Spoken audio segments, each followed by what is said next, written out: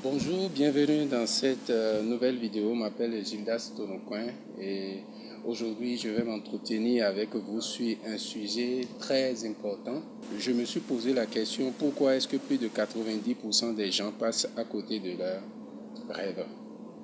Pourquoi est-ce que la plupart des gens n'ont que des souhaits, mais généralement quand il s'agit de réaliser ces souhaits-là, c'est compliqué pour eux.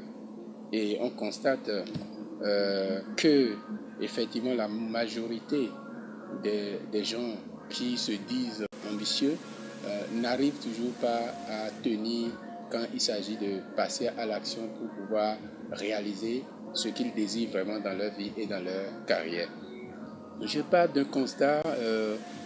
Dans ce mois, il y a une semaine exactement, quand j'ai quitté mon bureau et que je voulais rentrer, j'ai l'habitude de passer devant une pharmacie avant de rentrer. Et spécialement ce jour, j'ai quelque chose à retenir mon attention. C'est le nombre de personnes qui étaient dans la pharmacie, qui avaient pratiquement fait un rang devant la pharmacie. Cela m'a amené à réfléchir un peu et j'ai fait en même temps le rapport entre la pharmacie et les hôpitaux. Je me suis dit qu'en ce moment précis, quand je vais faire un tour aussi au niveau des hôpitaux, c'est également la même chose. Et il y a 2 semaines, une amie qui avait fait un malaise m'a sollicité pour que je puisse la secourir.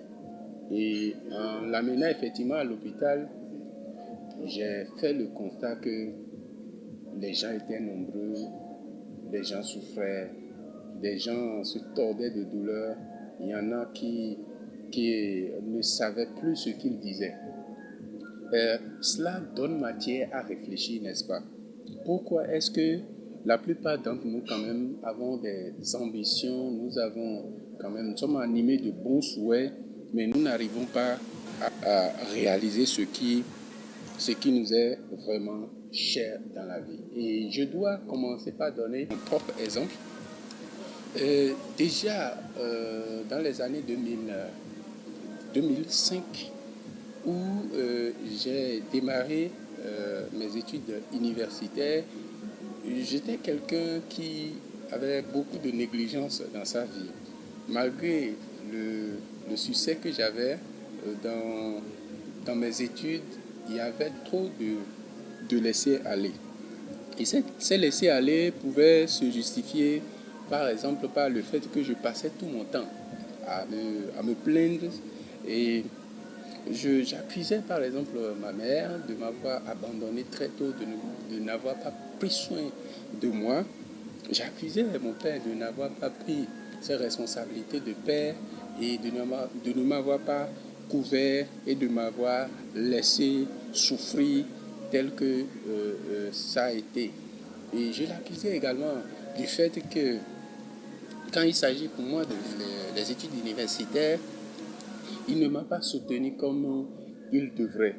Je critiquais par exemple le gouvernement, le régime politique qui est en place. Je critiquais comment est-ce que les actions sont mauvaises, comment est-ce que ça ne va pas. Et l'autre chose, c'est que je suis tout le temps devant mon poste téléviseur. Je n'avais pas de l'argent pour pouvoir investir dans les livres, dans les formations, mais j'en trouvais quand même pour pouvoir entretenir, acheter un poste téléviseur et acheter les films. J'étais accro aux films d'horreur. Je peux dire que je suis un spécialiste des films d'horreur. J'étais très doué. Aujourd'hui, j'utilise ces qualités pour autre chose. Je me pliais en quatre pour pouvoir survivre. J'étais en prise aux mauvais rêves et ma vie spirituelle n'était pas vraiment ce que je voulais. Il y avait une totale désharmonie. J'attendais que j'obtienne dans ma tête, que j'obtienne le doctorat avant de pouvoir avoir la vie de mes rêves. Pour moi, il faut avoir de gros diplômes et ce n'est qu'à partir de ce gros diplôme-là que je vais pouvoir gagner un bon salaire pour pouvoir faire les choses dont je rêvais. Et ce qui est quand même dichotomique, c'est que dans le même temps, je passais mon temps à critiquer également les professeurs Voilà. Et j'avais peur de m'engager dans une relation amoureuse, par exemple, parce que j'avais beaucoup de préjugés sur les femmes. Pour moi, elles ne valaient rien et je ne vais pas du tout perdre mon temps. Où est-ce qu'il faut en chercher de bonne qualité, de belles. Et puis j'avais ces genre d'idées bizarres. Dans les années 2007, malgré mon poste de comptable, je, je ne m'étais vraiment pas pris en charge. Je passais mon temps à critiquer mon DG, à tasser de mauvais tout ce qu'il faisait et à me gérer dans sa vie privée, à dire des choses que je ne devais pas, qui étaient pratiquement inutiles pour moi.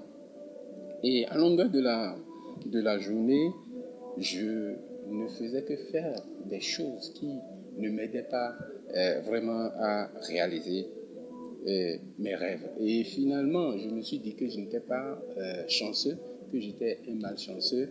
C'est pour cela que déjà dès mon enfance, j'avais souffert et ma mère m'avait abandonné malgré qu'elle était en vie. Dans les années 2008, il y a eu un début de transformation. Et tu m'entends actuellement certainement que ces choses que l'exemple que je viens de donner sur moi, certainement que tu te retrouves dedans. Si tu ne te retrouves pas dedans, ce n'est pas grave.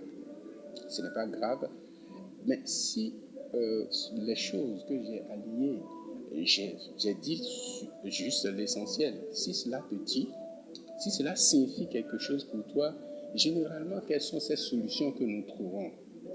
Quand nous avons ces genres de défis, quand nous prenons ces genres de mots, ce qui est sûr, c'est que nous ne pouvons pas atteindre nos objectifs avec ça. Nous ne pouvons pas réaliser nos rêves avec ça.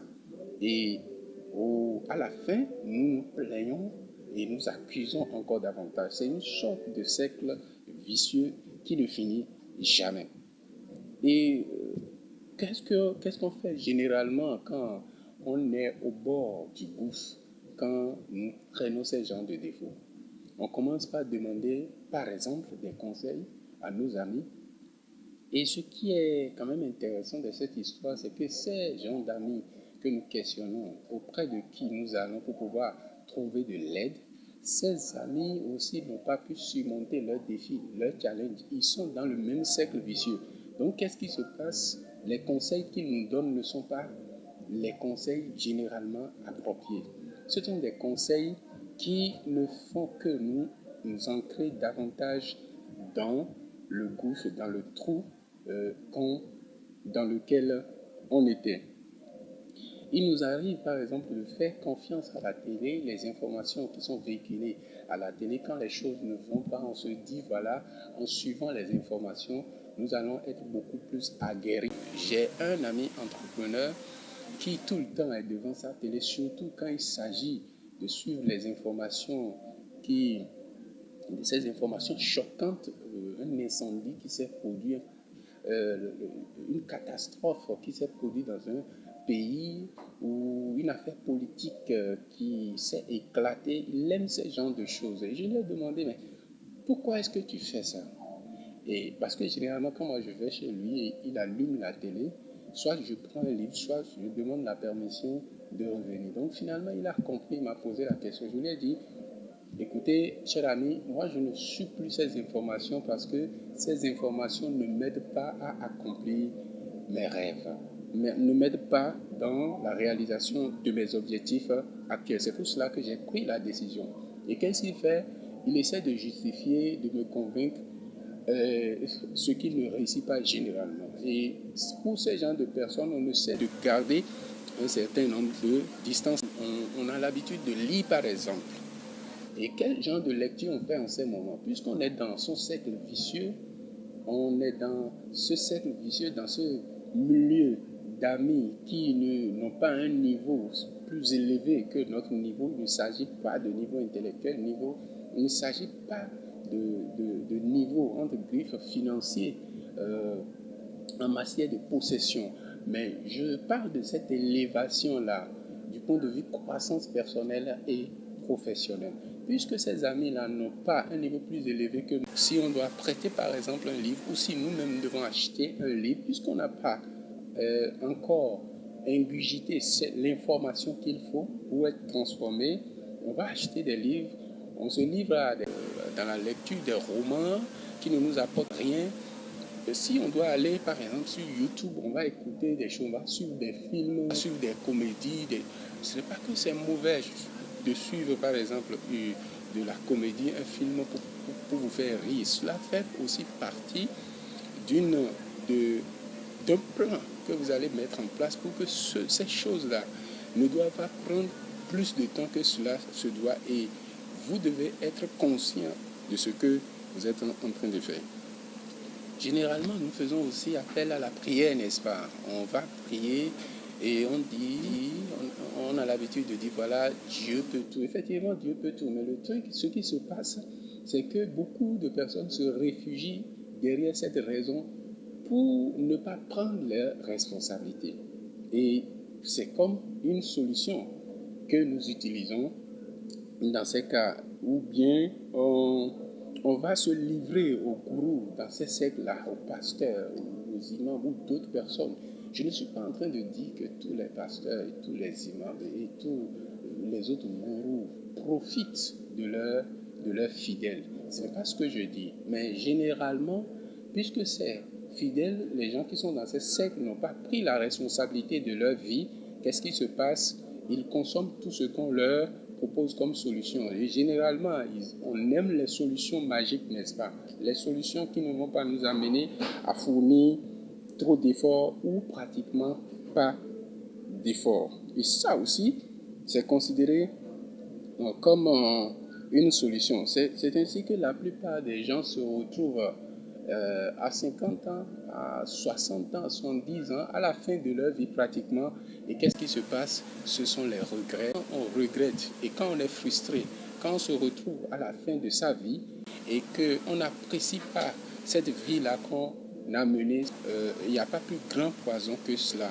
C'est ça qui fait que la plupart des gens qui vont à la retraite, quelques années après leur retraite, qu'est-ce qui se passe? Ils meurent. Ça veut dire que le fait de ne pas pouvoir prendre en charge sa vie et sa carrière, le fait de ne pas pouvoir se définir des objectifs très tôt dans sa vie peut être un handicap à l'espérance de vie sur la Terre.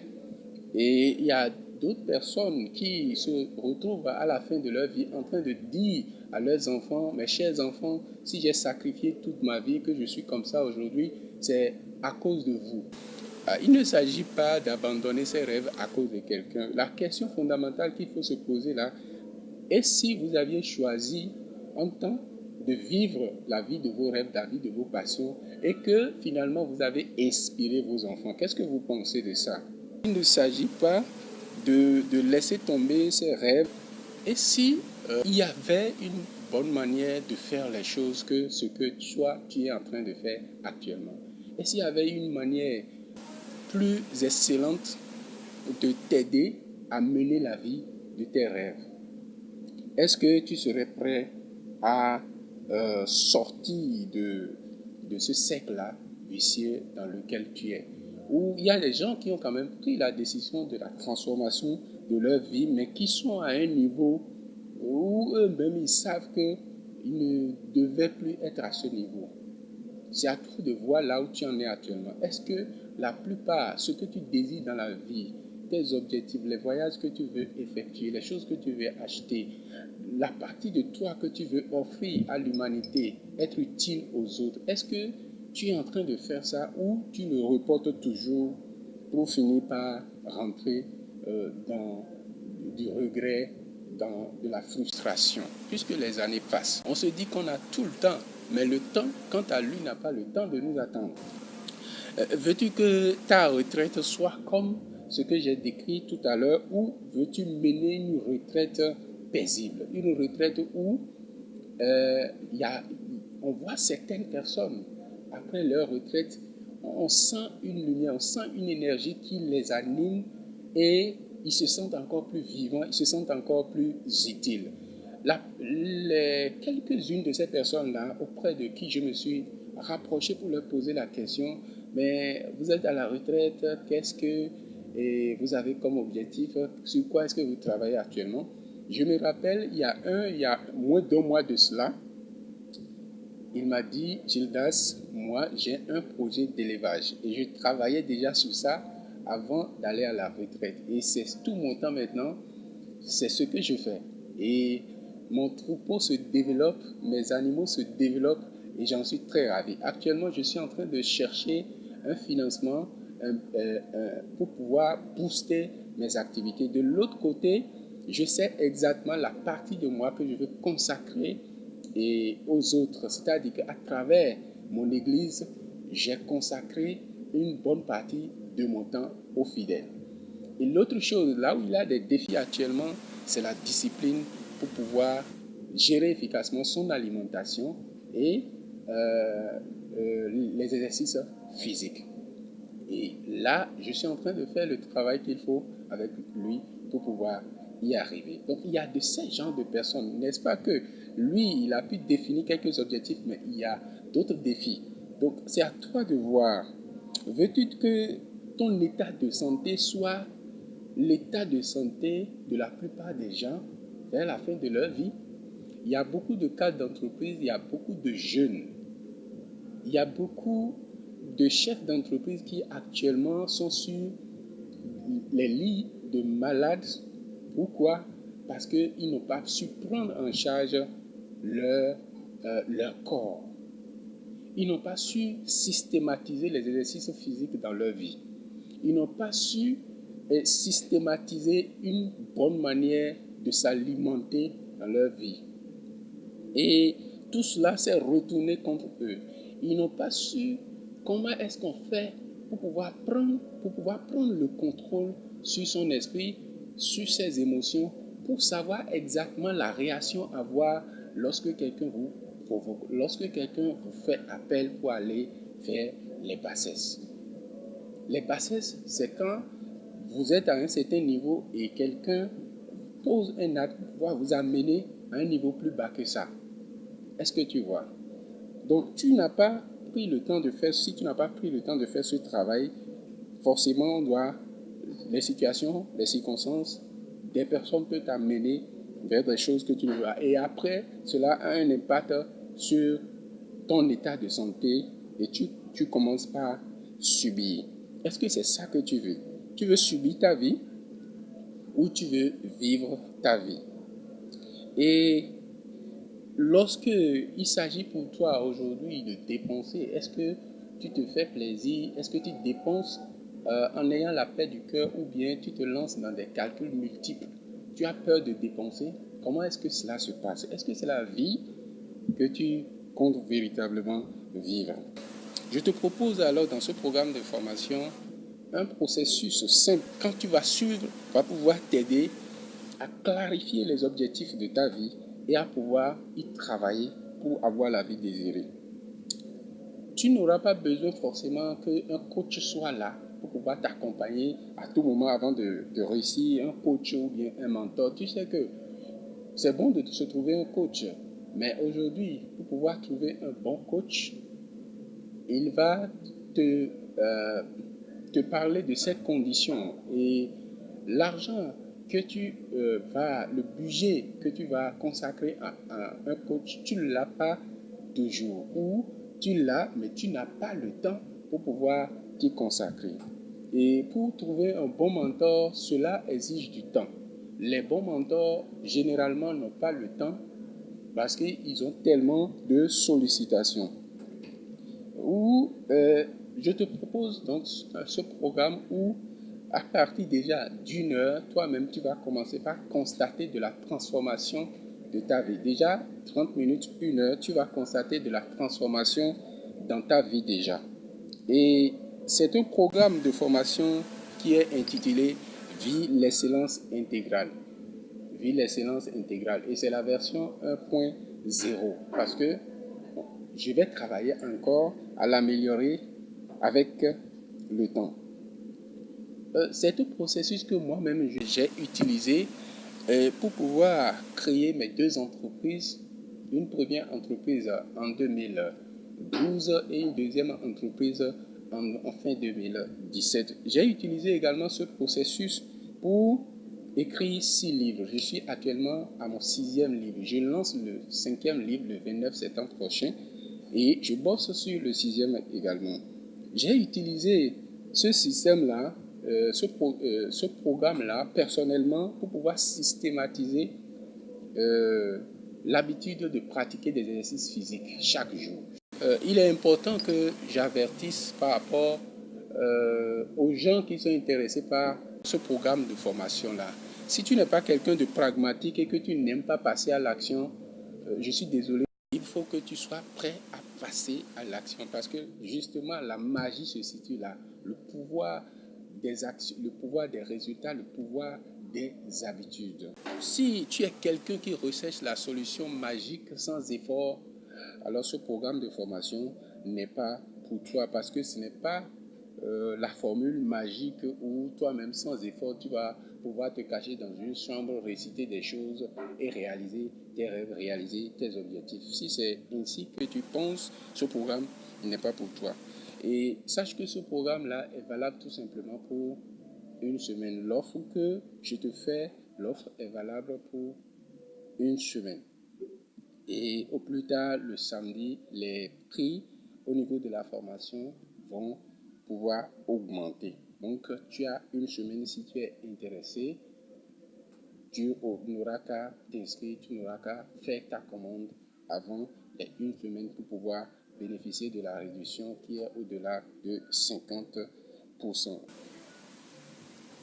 L'autre chose, c'est que ce programme de formation, non seulement je l'ai utilisé, expérimenté dans ma propre vie personnelle et professionnelle, mais également il y a des gens autour de moi que j'ai pu accompagner.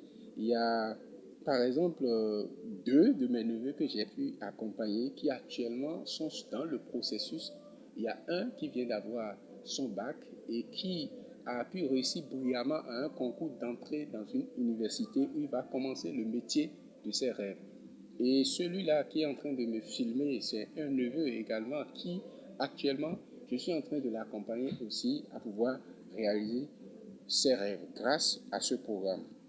Mon épouse également, je l'ai accompagnée à pouvoir commencer à réaliser ses rêves, ce qui fait qu'aujourd'hui, elle a pris les rênes de notre première entreprise et est en train de la diriger efficacement.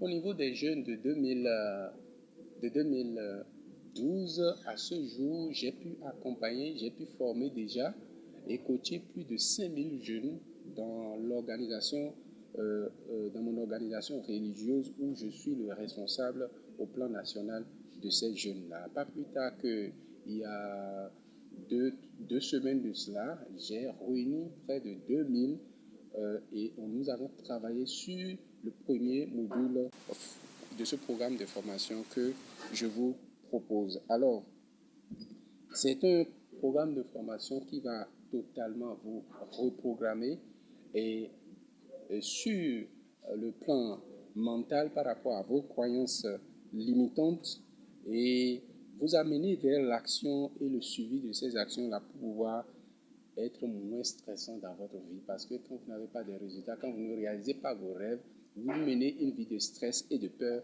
permanente. Vous avez peur de dépenser, vous avez peur de sortir, vous avez peur de votre santé, vous avez peur de tout. Et même si vous n'osez pas le dire, c'est le cas et chacun peut le témoigner. Et donc, vous allez pouvoir être productif avec ce programme de formation. C'est un programme qui vous aide à avoir une idée claire de la raison de votre présence sur la Terre. Et c'est également un programme qui vous permet de mettre en place un plan d'action simple qui va vous permettre d'agir chaque jour, chaque semaine, chaque mois pour pouvoir atteindre vos objectifs. C'est un programme qui va vous aider, comme je le disais tout à l'heure, à travailler sur votre état d'esprit afin d'effectuer une reprogrammation totale. C'est le programme qui, après une reprogrammation mentale, vous reprogramme également sur le plan spirituel, à cultiver l'intelligence spirituelle et à pouvoir vous reprogrammer aussi sur le plan matériel. Alors, ce programme fera que dans quelques semaines, vos amis vont vous poser la question, mais qu'est-ce qui se passe? On ne comprend pas. Est-ce que tu es rentré dans une sorte de secte Parce que ce que je veux dire, c'est qu'ils vont constater un net changement dans votre façon de penser, et de parler et d'agir. Et quand votre état d'esprit change, vos actions changent et vos résultats changent. Et quand les résultats changent, les gens vont commencer par en parler. Donc, c'est un programme qui va vous permettre d'avoir un certain privilège de vivre la vie désirée ou d'entrer dans le processus de cette vie-là.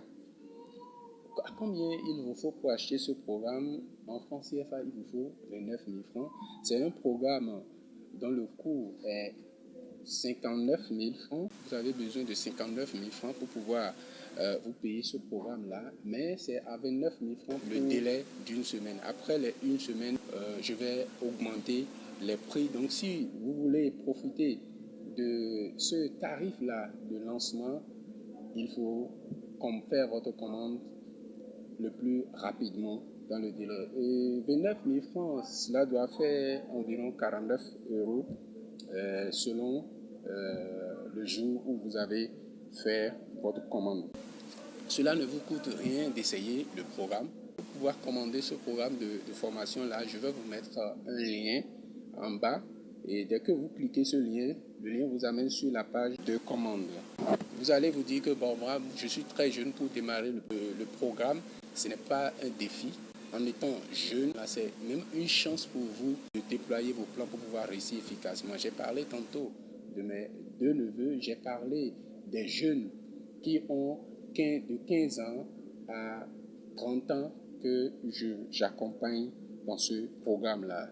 Il n'est pas question de dire que vous êtes trop vieux ou vous êtes à la fin de votre carrière. Vous pouvez toujours travailler à redéfinir vos objectifs et à faire les choses qui restent à faire. Il y a toujours une possibilité de faire du bien pour sa vie, quel que soit votre âge. C'est le moment pour vous alors donc de passer à l'action de faire votre commande. Donc je vais vous dire tout simplement que on va se retrouver dans la première vidéo. J'ai mis également un lien là où vous allez pouvoir suivre la première vidéo de la formation. Donc on se retrouve dans la première vidéo de cette formation.